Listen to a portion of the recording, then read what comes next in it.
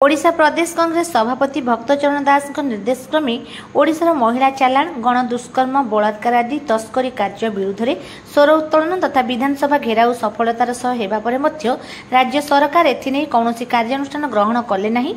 एही परिप्रेक्षी में मंगलवार संध्यारे पुरी मेडिकल छकठारू मार्केट छक पर्यंत एक मशाल शोभायात्रा जिलार समस्त प्रकोष्ठ यथा महिला युव छात्र पछुआ वर्ग तथा दलित वर्गर समस्त नेता और कर्मी को नहीं नगर और ब्लॉक प्रतिवाद सूचक अनुष्ठित हो जाइछि। एथिरे प्रदेश कांग्रेस पक्षरु नियुक्त पर्यवेक्षक मनोरंजन पट्टनायक, जिला कांग्रेस सभापति जयनारायण पट्टनायक, वरिष्ठ कांग्रेस नेता राजेश मिश्र, पुष्कर महापात्र, विद्युतलता आचार्य, सरस्वती पात्र, विनायक दास महापात्र, स्वाधीन पंडा, सुकांत प्रधान, कालीप्रसाद नायक, रामचंद्र साहू, अमरेन्द्र पाइकराय, सुजित महापात्र, विश्वनाथ दास, रजत कुमार साहू, आर्तत्राण साहू, निरंजन रथ, अविनाश मिश्र, आशुतोष मिश्र आदि योगदान करथिले।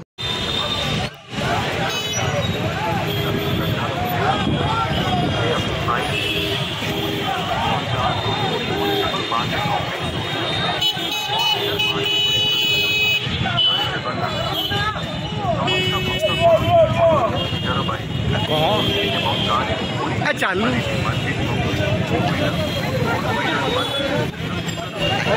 चालू ना चलो चलो देखिए देखिए